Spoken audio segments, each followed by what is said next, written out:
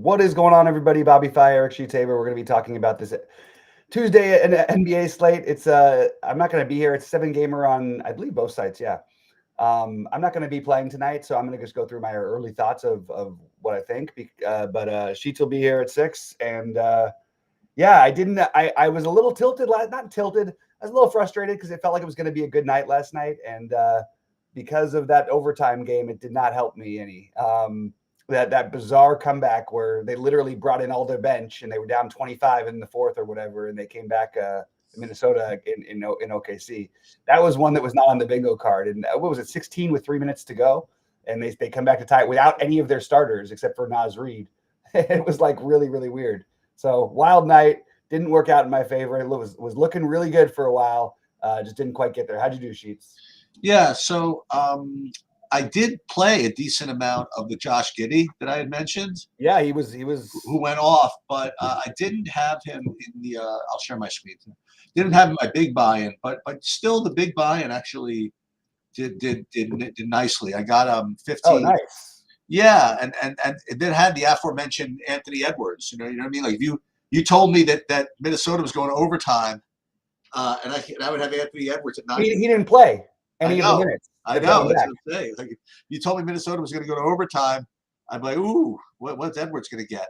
But it's interesting to see that I cashed like pretty responsibly here without even having the Giddey. I thought Giddey was. I mean, he went ballistic. Yeah, he was nuts. And then was really where Paul George had like 31 fantasy points at the half, and then like ended up with like less somehow. Well, they were down by 1 million. They were fraudulent points. And, yeah. They were down. What, they were down 35 or something like that in the second quarter, like some ridiculous number. But yeah, it was a really, really weird slate on that front. And like you mentioned with the Edwards, like they literally took all of their guys out and surrendered the game. And then all the young guys just went on this incredible run against OKC's starters, which was just wild in that Minnesota game. So yeah, so so Filipowski Chalk came in really, I mean, with fine style. Zach Collins was very comfortable. Did you? I don't know. I mean, I was already going to make the money, but could you imagine if you need? I don't know if you saw the end of the game, but if you needed like Keontae George, like he made like 3 miracle threes in the last like 30 seconds. They didn't win the game, but you got to see these things. Like they're just trying to come back, like off balance with whatever it is. He made like 3. Was it 3 threes? I think it was 3 threes in the last like 30 seconds. None of them had like better than a 4% chance of going in. Yeah. So that was fun. I wonder who. I guess you had to have Giddey for openers. Wow, the winner didn't even have Giddey in his lineup. That's pretty sick. It's just weird how that keeps happening. Who I ended up with? I ended up with like 60% of the Buzelis when all was said and done. I don't know how it ended. I liked Buzelis. I bumped him up a little bit, but that was one that it was just like, it was just weird. I ended up with as much of 60% in terms of buy-ins, because he was all my big buy-ins. You know, that's could you imagine like being like this guy and he has James Harden who basically busts and still gets third, and this is and chopped it with somebody. This is a weird slate. Yeah, well, it was very weird, and for a while I was feeling just absolutely terrific about it, and I actually thought that and Filipowski, remember he had like 1 fantasy point like almost at the end at halftime. Then he just scored like 15 right before half. Like it was just one of those weird ones. And even Keontae George had like nothing. Like I mean, it just was like one of those strange slates. And as I said, I mean, the Keontae George was literally on like the last minute. It was exactly. And for a while it looked like I went the contrarian route in one of my big buy-ins with the Jokic and the Zubac. And Zubac came out guns blazing. He looked like he was going to break the slate. He ended up great. I mean, 40 something, but when the guy's at 600 or 40 something, also it doesn't do you any good. So felt good about the process, felt good about the late swaps and everything we did, but just for me, it didn't quite get there, but happy you were at least able to make some money. Yeah, not bad. Yeah. All right. Well, you want to jump into today? Yeah, sure. All right, let's do it. And I didn't update the projections yet. I will right after we get off of this. So we're going to work off of Saber Sims right now. Yeah.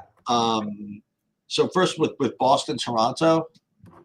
I don't know. Nobody seems to project all that great, but I'm still getting, like right now, a decent amount of both Kristaps and Tatum. I wonder why that is. And then 15% Horford and Jalen Brown. I don't know if anybody's out or anything like that, but maybe just the matchup and the rest of the slate. But those two guys, it looks like I'm getting. Toronto, really not much, if anything. Maybe Grady Dick would be okay, but right off the bat, I mean, Kristaps and Tatum, they look perfectly reasonable. Yeah, Horford's questionable. Cornette and Drew Holiday are out. So if Horford ends up out, you're going to probably play Keita or Tillman. I'm assuming Keita would be the one that makes more sense, but I think they're both totally viable and they're both minimum cost because they don't have like a true other big. Now you could argue they don't necessarily need to play with one, but they tend to choose to prefer to, and they tend to choose to. They could just use Kristaps the whole time. I just think that one of those guys, and potentially even Sam Hauser might come into play. But I think Tatum and Brown are both very reasonable against Toronto here. Toronto's been playing much better basketball, not every game, but like better than they were for a while. They actually have contended in a lot of games that people didn't think they would. So all of Kristaps, Jalen, and Jason all seem reasonable, as well as Pritchard, who I thought would project better. But I'm going to go back to the one that's my favorite play, and I think that Derek White is the best play on the Celtics tonight. When Holiday's out, any extra things, and if you get anybody else out, I just have a feeling Derek White, especially because he plays a little bit of the blowout run sometimes. So Derek White and Pritchard, I think, are both very interesting, but obviously have to wait on Horford because you might get some real value there.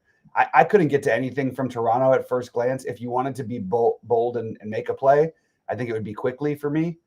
Scotty Barnes' prices come down a little bit because they're more healthy than they were, but that would be it. I don't think you want to go out of your way to prioritize Toronto against Boston today. All right, then we have Cleveland in Orlando. Yeah, in this whole game, I mean, the highest exposure I'd be getting right now of anybody would just be a very, very small amount of Cole Anthony at 10%. And everybody else, I'm just getting literally between 0 and like 1%. So it doesn't look like any of these guys are projecting particularly great. Yeah, I was trying to find a way to say, okay, this game could be tight. It's in Orlando. Orlando, great defensively, one of the worst offensive teams that's going to probably make the playoffs in recent memory.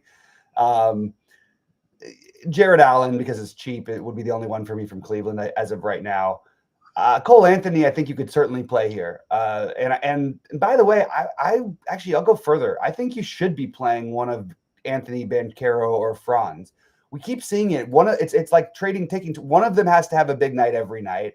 If I had to pick, but it's again, if Cleveland plays fast, so it's a pace-up matchup. If they're going to stay competitive and they are at home, you expect one of these guys to have a big game. I think my favorite would be Paolo, but Franz is pretty close. And then I think Cole Anthony, just because of the pricing, is very interesting. So, I actually think that the Orlando side of this is pretty interesting. So I'm in on the. I wouldn't X out Wendell Carter Jr. either. All of those four guys, I think I'd want to be over the field on. All right, San Antonio and New Orleans. San Antonio and New Orleans. This is the first game where I'm getting just a ton of somebody like right out of the jump, and I'm getting 50% of Kelly Olynyk. Now again, it's worth mentioning again that it's 12 o'clock. We have no idea what's really going to happen in the NBA until 10 minutes before lock at the earliest. But right now it's getting 25, 26 point projection out of 4,500. That's going to be good enough. You know what I mean, to get me quite a bit of him. So that's where I am. Anybody else from this game kind of getting in there for you, or? I think De'Aaron Fox is the easiest play on the slate. Ooh, okay. And I think that I just think that you just play him every day, and as long as he's less than 9K, and I don't think you're ever going to really regret it. Maybe you'll regret there'll be a weird off night or something, but love De'Aaron Fox. I don't know what to do. I guess I'll just block out the bigs, but I still have a mild, if we don't get other value, I could throw one of the bigs like Biyombo into the mix. Maybe I'm overreaching. I think Fox is the one on San Antonio for me. Paul is totally fine too. I agree that Olynyk is fairly good chalk. I like playing him in general. He's a good per minute guy. And I think he makes a lot of sense if they keep starting him and then go with that big lineup that they've been running out there. And I think if you're not playing Olynyk, you should be playing Missy. And I think you can play them both together, but I think you're probably going to end up with at least one of those in most of your lineups. And Zion is, started to flash more of that ceiling. But if you wanted to get, go for a home run play from this game. And by the way, my home run play from yesterday from it did work. The Cody Williams from Utah. I said that was the creative play from that game. Wait, what happened from that game? Cody Williams was the creative play that no one's going to play because Utah's just going to rotate all their minutes. So remember that everybody can sort of do nothing except for it's the guys who are projected to do nothing might be the guys who do something. But Cody Williams was 3K and he put up like 30. Wow. So he was the one from that game that and I didn't pull the trigger on him, but because there was so much other value, but it was worth noting. Tonight, I think that the get creative guy who can win it for you is Trey Murphy. I like that 8K range tonight. Like I mentioned Paolo and Franz and De'Aaron Fox and Trey Murphy. I think all those guys are really interesting tournament plays and not going to get a ton of ownership. So I kind of like that, except for Fox. All right, Milwaukee in Houston. Ooh. Yeah, so when I first ran my stuff, I'm getting a whole bunch of Sengun. Yeah. Like 67% of him. Tell me about that. I don't know what to tell you. It doesn't make any sense to me, like particularly why he'd be higher owned than Alvin Thompson. I think that if you look at him, maybe you could say that they're the same, but I don't think that we should be. I mean, Van Vliet is supposed to be back tonight potentially, but if he's not, and I just wouldn't touch anything until I knew about Van Vliet and Dylan Brooks. If both and Deshaun Tate for that matter, if all three of those guys are out, it's back to Tari Eason and Amen Thompson. I think it's Amen Thompson still for me. If Van Vliet's in, it's a little bit trickier at this price. But I'll just go on. I love the upside of this guy. I mentioned it the last time we talked, and he just has a monster ceiling. And I actually think the floor, if there's no Van Vliet, is much higher than people think, or much higher than he gets treated like. Again, every game, if you look at his that he struggles, it's the second of these back-to-backs, and the first one he always puts up a million, and then he struggles on the second end of the back-to-back. So I do quite like the Amen Thompson. So I don't think that Sengun should be projected this much higher. I think that if Van Vliet's out, it'll sort of balance out a little bit in both. I think that he'll look good, Thompson, and it really depends on whether Brooks plays, how Jabari Smith looks, but Tari Eason. It's hard to know with Brooks and Van Vliet and even Deshaun Tate to some extent questionable. All three of those guys do just sort of free up and tighten up the rotation quite a bit. So maybe not that interesting right now, but certainly could be interesting later today. Also worth noting, it's a kind of matchup where Jalen Green could have a big game because they play that drop coverage. If he gets one of those hot 7 3-pointer games, this is the kind of game you can do it because you will get some open looks against Milwaukee. Without looking, I mean, has Amen Thompson ever had less than 38 fantasy points? I mean, he just always he always seems to. It's only on the back-to-backs where he doesn't. Yeah, I'm kind of with you on this one. Yeah, I mean, if you look at it, really, it's just the back-to-back, and he's played a ton of these back-to-backs, by the way. Only one other, and they've had some blowout games where they didn't really need him or whatever. But I think Amen Thompson is just at low ownership. If I was playing today and I had one lineup, and Van Vliet was not playing, I would probably have Amen Thompson in that lineup. I'd be surprised if I didn't.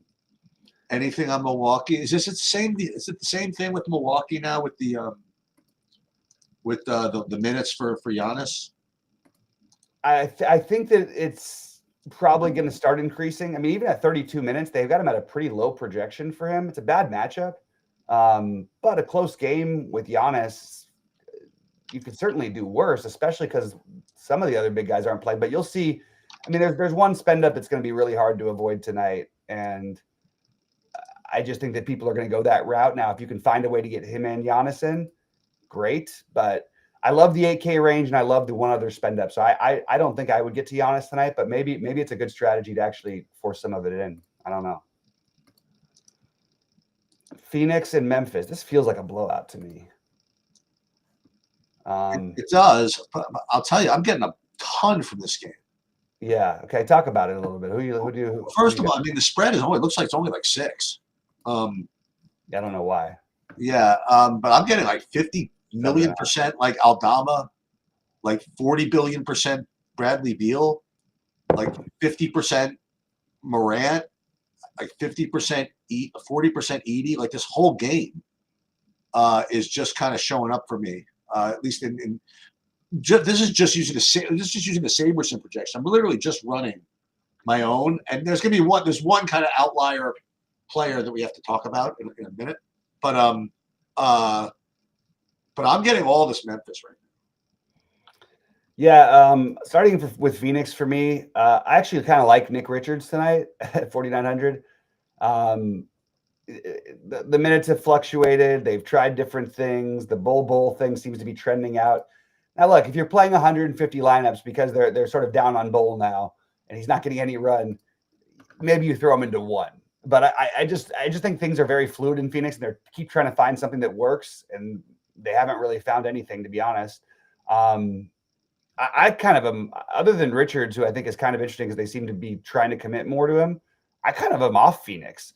Bradley Beal at high ownership, I'll pass. Like it's a good matchup. Like I just think there's better plays on the slate. He's been good for what it's worth fantasy wise. I guess it's fine. I just would rather do other things, and I do worry that the game could get a little bit wild. Memphis seems like the kind of team that would absolutely beat down Phoenix. I would be getting stuff on the Memphis side. I think it's probably going to look a lot worse by the end of the day when other value opens up, because that's just the nature of the NBA we live in. But Vince Williams right now looks like a really good value play. I think that'll probably not be as great by the end of the day. Edie looks good, but we know the minutes fluctuate. I think I'd be with the field on those kind of plays at the moment. And then I will force in some Ja. I know we haven't seen the best of him this year, and they've actually played well without him. 8,100 is getting to the point where I want to force him in. If I'm not playing him, I want to play Bane or Jackson, probably Bane because of the price. And then I think Aldama is a really good play. So lots to like from Memphis. Just a reminder, remember, like I said with Utah all the time, when everybody looks good, when you've got 8 guys looking good or 7 guys looking good, it's just not going to work out where they're all going to get there. So ranking it for value would be Williams, Aldama, then Edie for me. And then actually Aldama, Williams, then Edie. And then for the top guys, I would go Ja, Bane, and then Jaren Jackson Jr. in preferences for me. All right, Charlotte. Okay, so here's this battleground. I have to see where this is going to resolve, because I look at different industry projections, whatever it is, and half of them have this Damian Blah guy with like over 15 fantasy point projections, and half of the places have him at like 5. Okay, So I don't know exactly what. I'm sure that it's going to resolve one way or another. Tell me a little bit about him, I guess, to start off with. There's not really a lot to say. He got some run in the last when everybody was out, played well.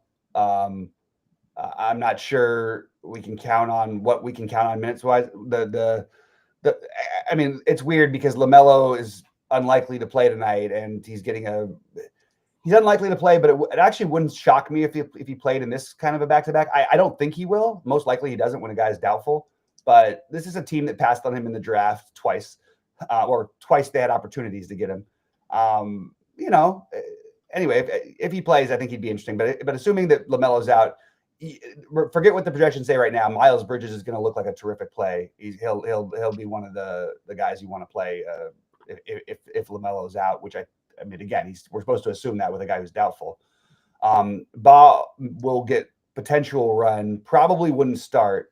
It's just hard to know right now. I mean, as long as we've still not officially got LaMelo anything, and Daquan Jeffries, it's really hard to know. But Ball without we've seen it with 5 different guys from Charlotte this year, so I don't think there's anything to just like feel like you should be comfortable with. But Bao did get the minutes the other day, and it was kind of in a weird game. But most of the Hornets games are in kind of a weird game. So and when they've let Bao play, he's been very good. Do you know anything about him? I mean, is he good or? I've seen him play a couple times. I think he was in the G League before, on a 2-way, and they brought him up. I mean, none of these guys are good. They're all playing for Charlotte, but he's played like he's putting up fantasy points without needing to score, which I like, and doing it with fairly low usage, which is kind of weird. But I mean, they have other guys they can use. They have Elf Payton, who will be the chalk one. but maybe Baugh as the pivot off of Peyton is sort of the way it goes. I can understand why all projection sets. I wouldn't trust any projection set for Charlotte right now because without officially whether if you knock LaMelo out, Baugh is going to look good, but so will Elfrid Payton, so will Nick Smith to some extent. It's just a matter of guessing. So the projections right now on SaberSim, like they don't have any of that, so it's kind of tricky to figure it out. So now again, the other thing to keep in mind, which I should have mentioned earlier, is that very, very big gap in slate here. You have 6 games, I guess 5 games, all before 8 o'clock, and then a big 2 hours before big before the 10 o'clock game. So any excuse to delay, I guess you can. And so yeah, that I forgot to mention that. So now we get to, I guess, the first of probably many of these kind of like Dallas Laker revenge games, I guess. There won't be many. Oh, okay. Yeah, there won't be many more left. Yeah. First of all, is everybody supposed to be playing in this game? Yeah. Okay. Well, as of right now, I would be really surprised if they didn't. PJ Washington's the only one who I would think is officially questionable, but you would certainly think that Dallas would try to play everybody here. Yeah, I mean, let me see what I'm getting from these guys. So I'm getting, I mean, honestly, not too much, and I'm getting right now 17% Luka, and I'm not getting to any of the Lakers. You'd like to think that you'd want to play somebody from this because obviously this is that game. But again, first just looking at the numbers, 17% Luka, and that's nothing from the. It's weird that I say this from the Dallas side. I meant, you know what I mean? Like Luka's not on the Dallas side, right? Luka's on the Lakers side. Right. Still not even used to this yet. But I mean, I would like to think that. Oh, wait a minute. Where is? Am I hallucinating? Oh, Anthony Davis is out. He hasn't played. Like he's been. Well, that's why I was asking. I said everybody in. Okay, I thought. But he never played. Oh, he played like 2 quarters. Oh, okay, fine then. Okay, I was going to say, boy, how can we not be playing Anthony Davis going back to LA? And then I guess this is why he's not playing. All right, so what do you like Luka tonight? I mean, what do you like? I think if I played 150 lineups, Luka would be in every single one of them. I don't have any idea what the theory is of this projection of anything. I think it's all nonsense. I think that this is you like honestly, I don't say this often. I'll be devil's advocate for a second. Yeah. So I'm going to say, is LeBron out or something? No, Luka's playing Dallas. Luka's the one who has the reason to be angry. Nobody else. They tried to release fake reports about him being an alcoholic, about him being not eating right. He is going to go completely nuts tonight.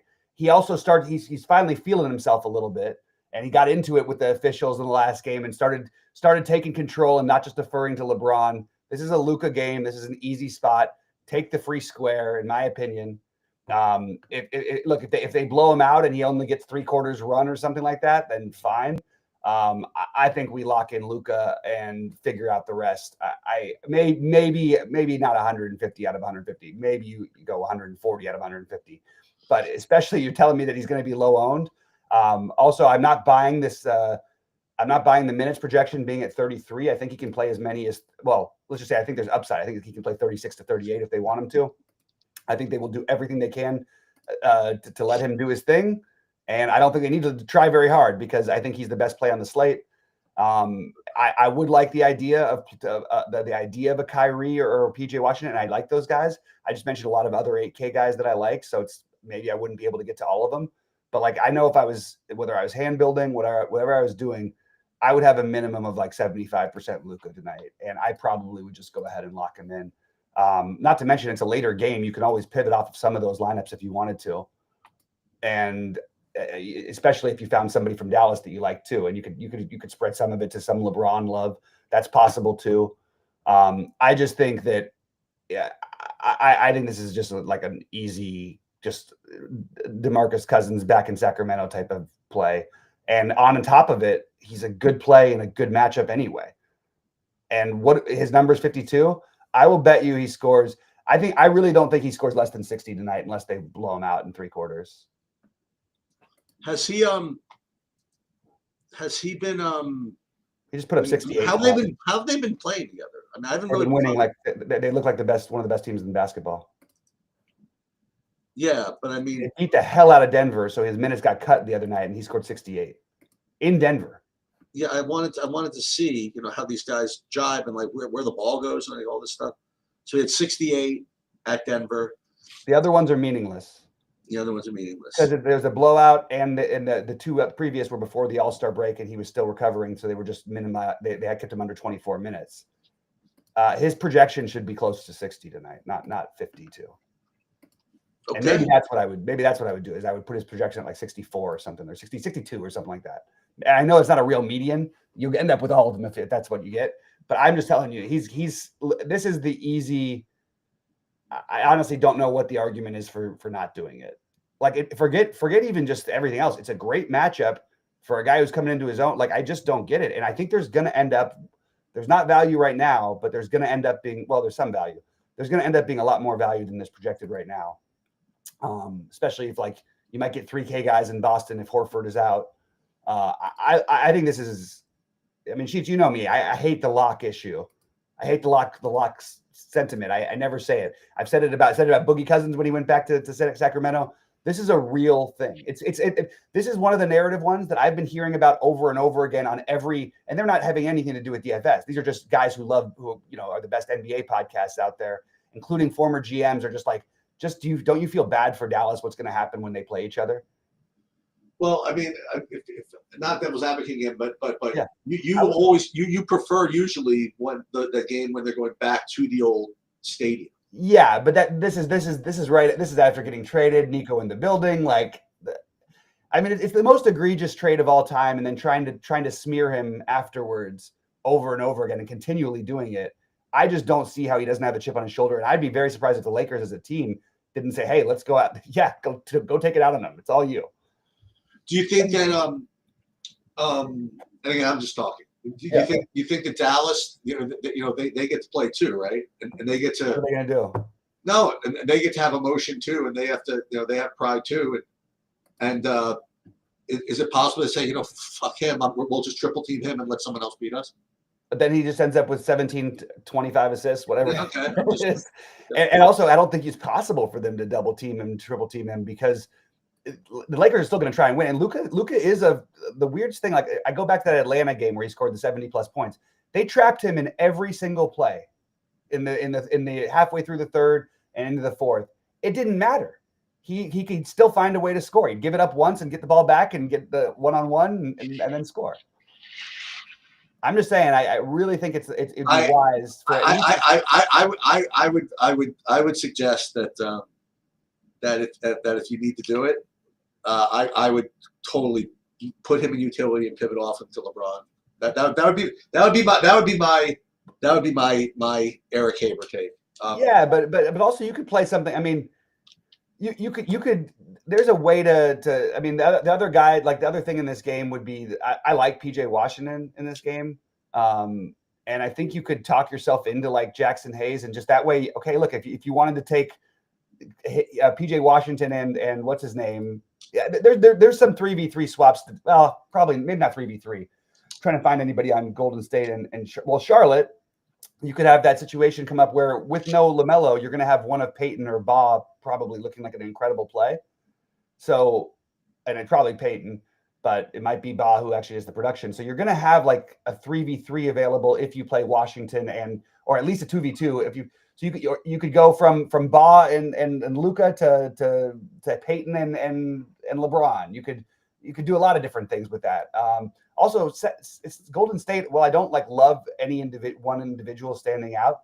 Everybody on their team, you're going to end up with a decent amount of Golden State tonight. So I think there's a lot of lineups where you're going to end up with 3v3, 2v2 type of or 3v3, 4v4 type of swaps that are available at the end of the day. And I think you should go out of your way to put Luka in and then just cruise around it, see what happens. I really do. And really, by the way, even if they weren't playing, this was just a random game and they had no narrative, I still think Luka would be like the best play on the slate. So the good news about True DFS is it's very transparent. And one of the things that always tilts me is when you go to the other sites and you have like two guys going around whatever, and literally like after each game, they're like, well, it looks like we're in lockstep there. Oh, well, yeah, I agree with this. I agree with this, and you basically whatever. So we're not afraid to kind of be different from each other here, and so I just wanted to say that just based on listen, you guys have been following me for those of you who've been following me for a long time, you just kind of know where I'm at with this kind of stuff, and that like the more something like this is talked about, the less chance it has of happening. So I think you should be playing Luka unders tonight. That would be my. But okay. These will all be good points, but for DFS, there's no case for it because he's not getting any ownership right now. So you're not fading. Well, you don't think he's going to get owned because of all this? No, I think he's going to. I'm not buying any of the ownerships, but I'm looking at the early projections. I don't see any site that has him at higher than 16% ownership. Right. Where in a spot where I think he should be 60. That's right. a very and even if you play the under. Well, you tell me that he's going to be 10% owned, then yeah, I mean, like you said, this is DFS, and that's the game we play. I just I don't know. Maybe you're right. Maybe no one's going to play him anyway. But let me ask you this: I think they will at the end of the day. How many people played? What was Kobe owned in his last game that you keep talking about? 60%. Yeah, that was 32 low. I think. That means 40% were being idiots. Yeah, that was 32 low. Marcus Cousins, at least people caught on to. They got the 89.5% or whatever that he was going back to. And he was only 3K, wasn't he? No. He was like 10, 11K. He put up like 90 something. I mean, it was 80. It was always between 85 and 95, like whatever he put up there. And it was like his usage sheets was literally like 50%. It was like. That's what I'm betting. And by the way, forget all the other. So the other thing, what I thought you were going to say about DFS, and this is actually a really good point, is that he could get 30, but because of what you said, I mean, he could legitimately get 100. You know what I mean? Like so even if it's like, okay, maybe it's like too much hype or whatever it is. Okay, so maybe he could bust, but in the variations where everything clicks and narrative clicks in and it all goes his way, it's not like he scores 75. Right. He scores 100. You know what I mean? Like, right. That's legitimately what he could score if they want him to. Right. So I think his realistic floor in this game is 55. See, that's right. I think that he could get 30. How though? I don't know. I would love to hear an argument for how without a massive blowout or something. Yeah. I don't see how it's possible. That's only a massive blowout because his usage is almost 40%. Right. The last 3 games. And when I say 30, you know what I mean. I don't mean 30 really. Yeah. I mean like enough. I mean enough where he's not going to. Yeah, I know, but you mean 55. That's the thing that I'm trying to say. No, I'm just kidding. Yeah. I'm just kidding. I just really like him today. All right, so that would be my take. I'm almost sad to miss tonight just because I would actually be at the game if it wasn't my son's birthday. But I would have been going to the game 100%. Right. Look what they're playing. My buddy who has season tickets was trying to get me to go, but I can't do it tonight. And anyway, but it should be a lot of fun. And also needless to say that if you play your Alphonse Sengun and the Kristaps and then whoever else from these games and Morant and all these Memphis, and you get a real good score out of these guys, don't even begin to think about your lineups until that thing goes. until that Laker game is over. That's for sure. I didn't look at the tournaments. Is there a like? I honestly would consider, and I would have to do some weird editing along the way, but I just want to do the Luka and then optimize every. We'll figure out. Is there the $5? No, it's the $15. If it was the $5 today, I would have considered, okay, just max enter, lock in Luka, and I'll just You go could along totally with do that. I mean, I think it's completely reasonable. And I love that don't buy the early ownership. I'm betting you by the end of the day, he ends up at least 25% on, but still that was not nearly enough. I was expecting to look when I looked this morning, I was expecting it to be like 60%, 70%. Yeah, but you know that he wouldn't be because the ownership projections are just based on the numbers. They're not based on. Right, but the numbers are wrong. Oh, all right. Okay, fair enough. I mean, so think about it. But the numbers themselves are based not on, extraneous factors. They're based on most recent results. That's just where they are, whether that's right or wrong. And I asked you this before. Here's another question I had. So let's say that I use Kobe as an example. But let's say LeBron, it's his last game as a Laker. Okay? Let's say it's coming up, its last game as a Laker. And he told the coach, I want to play the whole game. Okay? Yeah. And the coach comes out in a press conference like 4 hours before game time and says, yeah, whatever LeBron wants, he gets. What would the DFS minutes projection be of that? It wouldn't be 48. No, it would be like 42 or something, though. Yeah, exactly. Yeah. You know, so there's always narrative upside from the actual median projection. Always. Yeah. If it works. Yeah. And look, it is a fun little interesting debate. My argument is separate, is that Luka in a regular role, and the Lakers have given him this role now. They didn't at the first game, and he was also being deferential. But Luka in a regular role is a 60. He averages what, 62 or 63 over the last number of years. You could argue this is even a better situation in LA for him to put up more. He doesn't need to shoot well or anything. Does Dallas have any of those like Pat Beverly guys, like guys that like are like dirty players that would like F Luka up, or no? No, the biggest one. And oh, by the way, that's the other play on the other side of this game, is that if I was talking about Max Christie narrative, that would be something worth looking at. He's actually showing up for me. Yeah, I think that works. So you play him with Christie, and you're going to have plenty of a million options between Golden State, Charlotte, and his last two games. I think it's really smart to have like 3 or 4 players left for these last games. But I think Christie back in LA at 5,100, only one game under 30, right? You know what? I wish I'd have come up with that. So I got to do this for the 6 o'clock show. I got to remember. Okay, so Dallas Lakers, here's the revenge game we've all been waiting for, and it's Max Christie revenge day. You know what I mean? Like, so I gotta remember to do that. Absolutely. No, it's a fun one though, and I don't know what I can't figure out how I'm going to play today between driving to Santa Barbara and hanging out with my kid and everything. And obviously, we know NBA is so engaging, but I really wish I could find a way just to get some money on just like the Christie and the Luka and all that stuff. And I don't think the props is a good market, because I bet you the props are acting like that Luka's going to score 70. Right. So, boy, all this Santi Aldama. And you know who else I'm getting a bunch of? Going back to this other game, I'm getting like 50% now of the Jose Alvarado. Yeah, I wanted to throw this out as something that we've noticed. We've seen a lot of guys smash that we talk about in the morning stuff lately, and they become almost irrelevant because of all the value that opens up. Right. And it's just important to make a note of those kind of guys. Like Aldama would be one who always looks great at first, but then by the end of the day, there's usually a little bit of a better play that's in that price range. Meanwhile, I guess it was not on our bingo card. Was Kevin Huerter making, what was it, 11 threes? Oh my God, he went nuts too. also not on the bingo card was Kobe White 14, or the game didn't start till 15 minutes after, right, or whatever. Kobe White being announced not starting because he was sick. But then getting the minutes anyway because Lonzo got hurt. Well, yeah, but then he comes off the bench, and Lonzo was playing great at first, then he gets hurt. Like the whole thing was just a mess. And then the Sixers, literally half the team got hurt, but I think they really just did it to save their own egos. Right. Relic is asking before we get out of here, did you get your tennis lineups in? I did. Good. I always do. I know you're always on top of it. You know what? Last week was the first time I think ever. Maybe I did one other time where I put my dummy lineups in like the night before or early in the morning, and I just forgot.